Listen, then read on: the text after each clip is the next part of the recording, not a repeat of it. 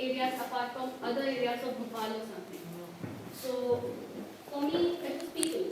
I found this very interesting. It's a mix of, although we have a good mix of societies and communities in Bhopal, but how they're living there was a major attraction to me. So I connected my thing with the people and and I tried to follow them. One of our batch workmates decided to follow the commercial activities, which has a physical something. So first day we observed, and then second day we going with a new theme. And after coming back, we analyzed those themes.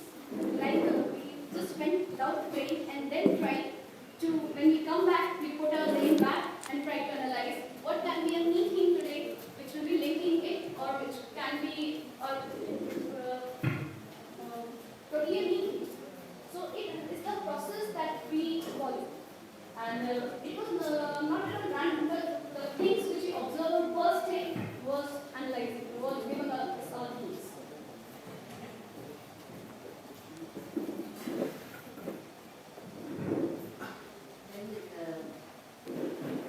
There are just one or two things that I would like to say. One is how much of the disaster memory exists in the community. There are a lot of memory of disaster because this is almost second generation. Yes. And the people who actually went through the disaster, they may be there or not. The second point was that is there any instance where they feel that their livelihood has improved by this effort? This has education improved or their health has become better? Because there are one of the major efforts is going into the health programs of the government. There are hospitals and families. Of course, there are NGOs who are working but in terms of livelihood and education, is there any hope anywhere? Ma'am, the picture has changed considerably. There are quite a few significant changes, but one thing which was very striking was the attitude of the people themselves. Like, we got a few kids here in the locality, and we asked them, why do you go to school? They said like, "Arey, school chale jayenge, you know, we don't care about going to school and all." That was the attitude of the people over there. So there are facilities, there are services provided by the government, but people have to have a mindset of utilizing them, right? So, and moreover, there are quite a few households where the men didn't go to work at all. They easily had this gas compensation money which they had received. They bought some adjacent small houses and they put them on rent, and they're living off it. So, and they're like, it's okay if you can get employment by, this factory itself. That will be good. But they don't themselves take the initiative. So there's a very striking contrast in the people's mindset over there. And the contrast was much in the area which we found that Oriya people, they are very positive towards it. They are very positive towards living. And the people who are living very near to the site, like Arif Nagar and the slum areas, they have a very negative feeling. They had this negative part. Why? Maybe the living conditions of Oriya has changed due to the words of Sambhavna or something. They are being educated. They are working. They are using their skills for their livelihood. Ma'am, NGOs reach out to such people and change their mindset. It's a long-term training which they are giving. Sambhavna. But why it has not affected the other group? They had started. It's a relatively newer initiative. Yeah. Because So Arif Nagar has newly probably come. Oriya was lying there for quite a few times. One of the popular conception against compensation is that you bring in, by giving compensation, you bring in complacency. that's what. People That's stop what we are working That's because what. the compensation Yeah. is paid. That's what. So this is the popular perception. I think it is valid. Yeah, because we found that because people are sitting, playing cards, They don't go to work They now. don't- Yeah. But are they earning better without? Ma'am, whatever they're getting, they're pretty happy with it. They are like, okay, we don't have any greed or something. They were giving us those kind of, those issues. And I was pretty, we were taken aback by this attitude of theirs. There were actually a few houses which wanted employment or school or the company of recruitment recommended that if they restart this factory, probably you get employment over there, the gas victims. So they were even ready for that, but we have this 10 years here.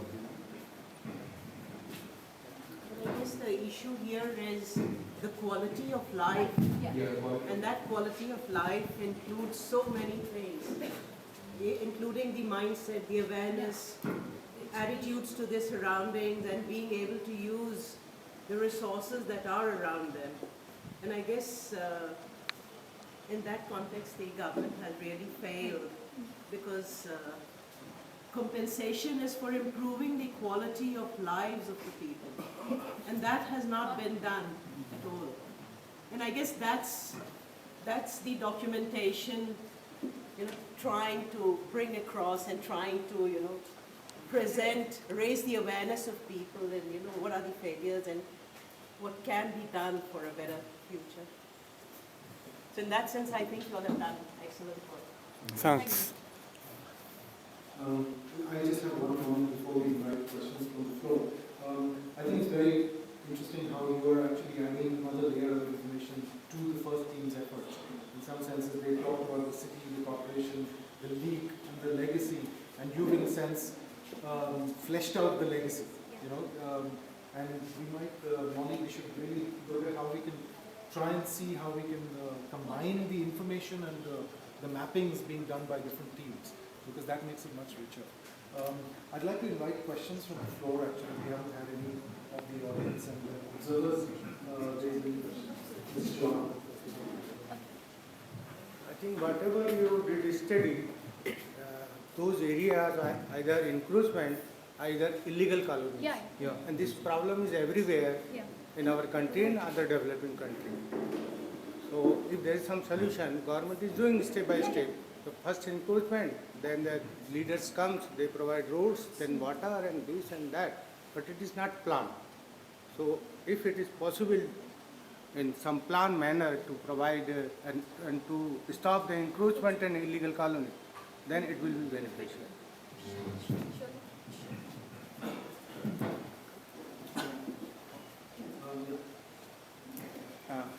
Just a comment about the difference that you observe between Oriya Basti and the other colonies. I think something that also needs to be considered in terms of the difference that you perhaps observe is also the nature of the social organization that is different in Oriya Basti and the other. Oriya Basti is almost replicating a village community. There are people who come from a particular region and have maintained and replicated some of those same structures. So it's a very, also perhaps a very interesting model that speaks of sort of traditional knowledge and sort of the use that technology can have in contexts like these. So yes, I mean, some of that is emerging from that. I think it's also fascinating that through these kinds of mappings, you're showing the process of healing, or perhaps the end result of healing. And then there's the other kinds of layers which are really at a national or a state government level where, like Meera mentioned earlier, there's so much difficulty in dealing with the solid fact of a tragedy, and yet people, the informal political economy of the city is really dealing actually with the healing. So you're really displaying a different process from what the first team, for instance, was mapping. That was a basic theme actually. We actually found that this factory is a site which has influenced a lot of people. So what do the people think about this site now, as of now, 26 years down the lane?